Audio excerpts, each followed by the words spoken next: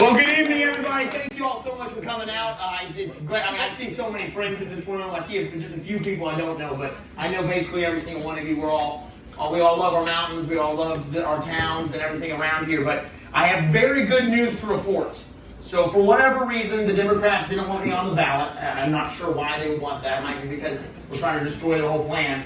But I'm sure all of you saw the news. They were trying to keep me off the ballot for being an insurrectionist and saying that anybody that questioned the 2020 election or just had questions of the validity of it would no longer be able to run for office if they prevailed in keeping me off the ballot.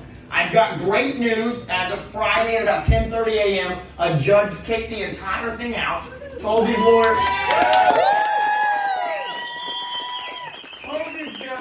These lawyers that were coming against us, these liberal activists, that they should be disbarred, that they're going to have to pay our legal fees. So we won with a huge exclamation point.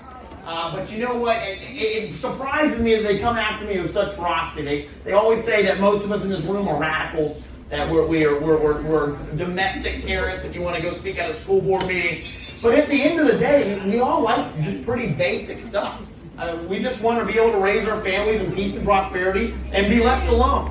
I mean, the federal government has overreached every single day. I see all these young kids in here. How many of them have to be wearing masks every time they go to school? But then when you see all these crazy activist liberals on the West Coast getting together, they all have their masks off, just having a great time, saying, "Oh, a rule for thee, but not for me." I think that's Nancy Pelosi's campaign slogan. And I'll tell you, I have to work with her every single day, so please do pray for me. God help you. The theories of alcoholism are very true. It's very sad. But I will tell you all, the momentum that I'm sensing in our entire country, here in the mountains, all around, it is very visceral and it's very, very strong. And I think the reason for that is because we realize that we have the rights that are bestowed upon us that predate any form of government. They were given us to us by God. The rights to freedom, the right to be able to have the ability of free speech, the right to be able to defend yourself against evil. I mean, how many of you saw when they were trying to throw Kyle Rittenhouse in jail? Thank God that we had a judge who said no to that. And can you believe that guy was an Obama-appointed judge? The guy who kicked all of that out. It's incredible. But I will tell you all, everyone in this room, I just want to thank you from the bottom of my heart for being here. Because the establishment on our side of the aisle, the establishment on the other side of the aisle, they create something called the Uniparty. I mean, you see George Bush and Barack Obama run on totally different platforms, totally different things. But then when you see their actions, they basically legislate and carry on in the country the exact same way. And it's because in Washington, D.C., there's a plot afoot, and it's one called the Uniparty. It's a group of people that have all come together and said, well, we're not here to work for the betterment of the American people. We're here just to make ourselves rich and powerful. And they're willing to destroy our country just as long as they're the king and queens of the ashes. But I'm telling you, when I see this entire room right here, I realize it is not going to prevail. Because all across this country, there's this patriotic movement that's coming up. And it feels a lot like 1776, when we said, we in this country, the people, we are the royalty. Not people in Washington, D.C. passing down these edicts, trying to send their three-letter agencies to go knock down your doors, to send the Justice Department after you, to tell mothers that they're domestic terrorists. I mean, what the radical Democrats are doing is so scary. And the one thing I will say, the greatest thing that I believe happened to our country, and it was actually a byproduct of COVID, was that so many of the children came home, they started being educated with distance learning. And then the parents started seeing the absolute crap that they were trying to force down our children's throats. And then the thing that the Democrats did that I think really messed them up the most is they made the mama bears mad. That's right. And I will tell you, I think I've got a bit of a backbone. Mine's reinforced with titanium. But when I see the moms in this crowd that get up and they start fighting for their children, there's no one more ferocious. There's no one more dedicated. And it's just a bunch of Americans who have come together in this movement who've said enough is enough. We want our federal government to make sure we have good roads, that we have dominant trade overseas, and that we never lose a war. But aside from that, stay out of our lives. And also, all the news you guys are hearing out from Ukraine, from Russia, from our own mainstream media, there's a lot of propaganda on all sides.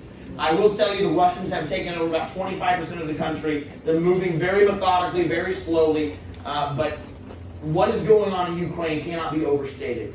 If we were to be drawn into a war over there, it would immediately necessitate that then if we got involved, that then China, North Korea, and Mongolia would all come to the aid of Russia. And at that point, my friends, we would start seeing a new generation of warfare that the world's never seen before. Over the past 80 years, since we've had so much peace since World War II, the weapons that have been created would change the fabric of reality in ways that none of us can truly understand. And so please be praying for our leaders. So many of them are bought off by the Communist Chinese Party. So many of them are bought off by the military-industrial complex that wants to make trillions of dollars off the blood of our sons and our daughters in this country. And I'm telling you, our country has been at war for basically my entire life. I was born in 1995, and I can remember 6 years after I was born.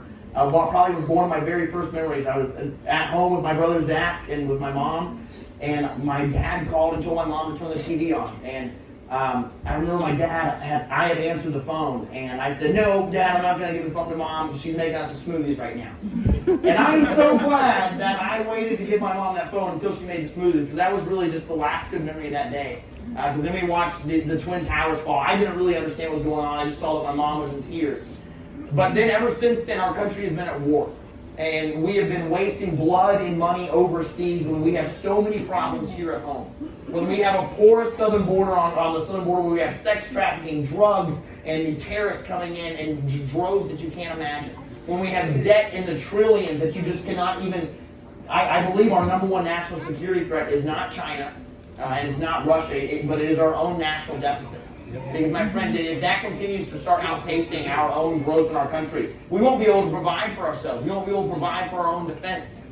And then when you start hearing that people on our own party are saying, "Oh, well, maybe we should just assassinate Vladimir Putin." I think Lindsey Graham said that. And I'm telling you, Lindsey Graham's not a good senator.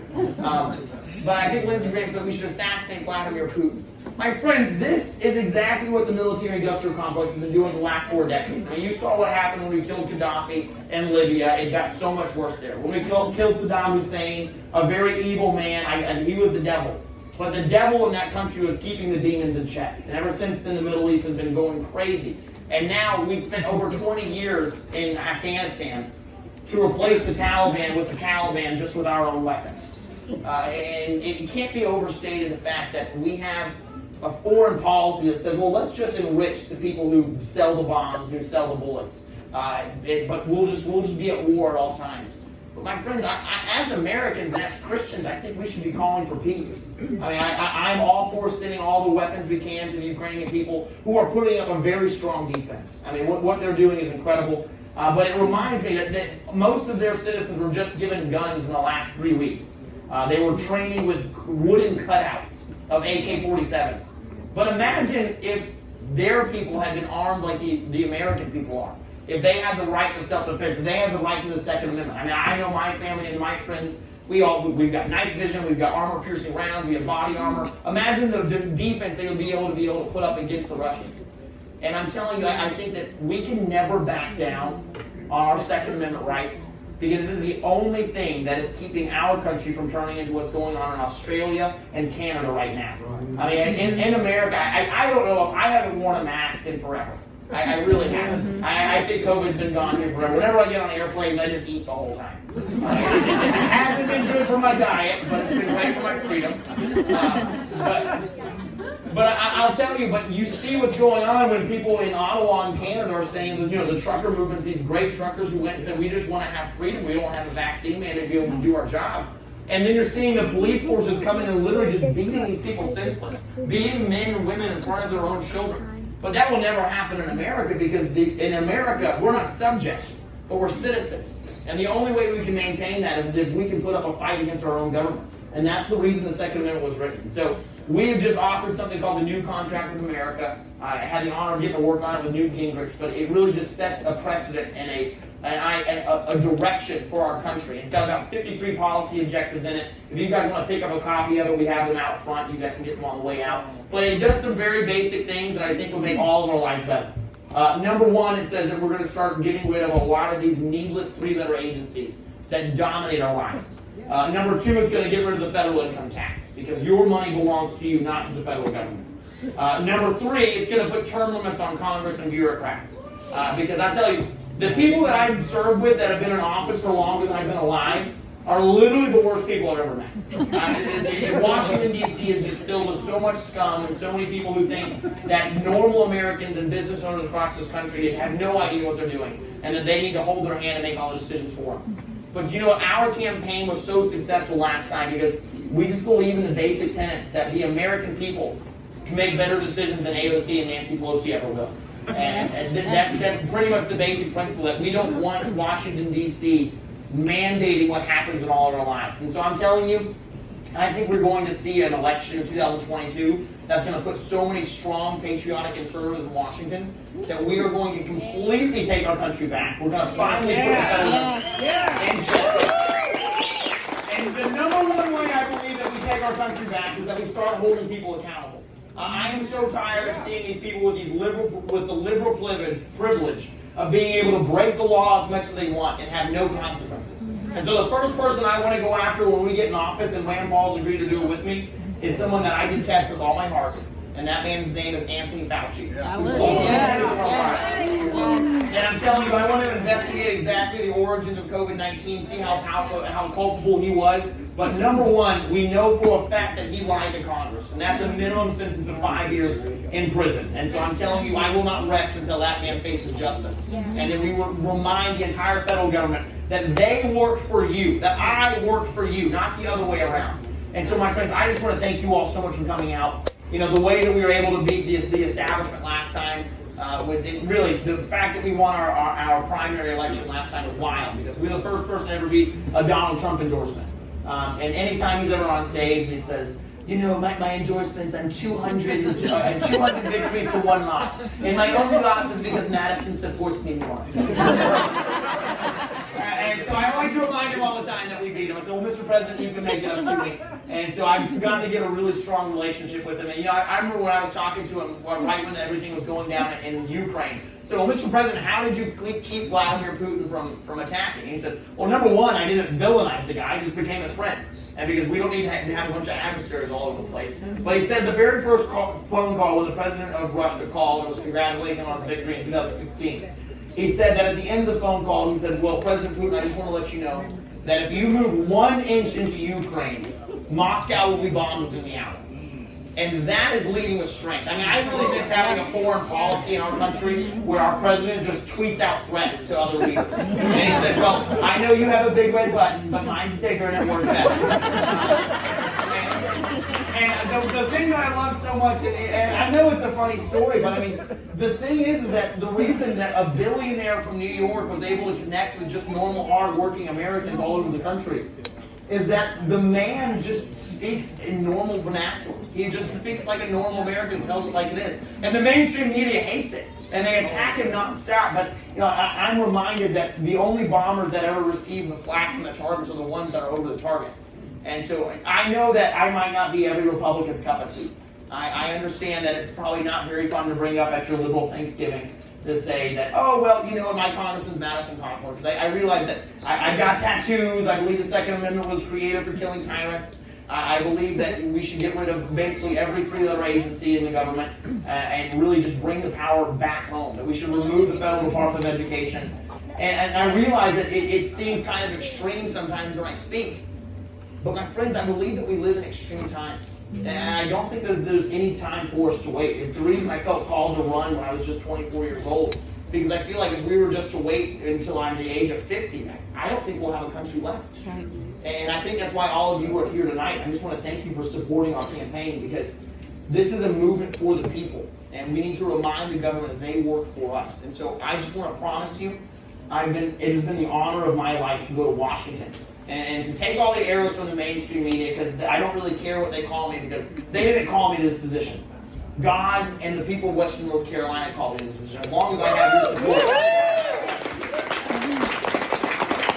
And so I'll tell you, I'm looking forward to being able to win this next election and being able to be in the majority where we can actually say, well, you know what, President Biden, when you went around the wishes of the Supreme Court, when you have been derelict in your duty to secure our borders, when you have started spying on normal Americans, which is against all of their rights, these are impeachable offenses. Yeah. And my friends, I'm telling you, when we get the power back, I want to see Joe Biden be impeached, because he is someone who is destroying our lives. And he is selling our country out just to enrich his own family. And I don't believe there's any worse evil than that, than to take the future away from these young children that we have in this room today, just so that someone else can feel more powerful. And so, my friends, I'm telling you, we're going to get our country back. We're starting a war back, and I'm telling you, if we see more mandates coming down, because I'm sure that the Democrats are going to try and distract us, the mainstream media is going to say, look at this shiny object while we sell America down the road.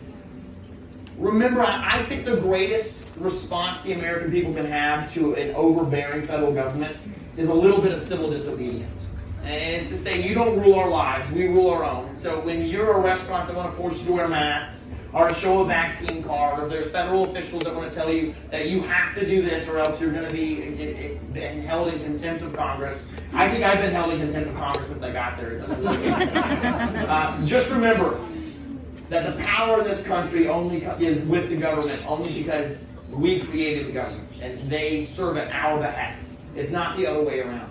And so, my friends, I'm telling you, it is your honor to be your congressman, and I look forward to winning this next election. Thank you all so much.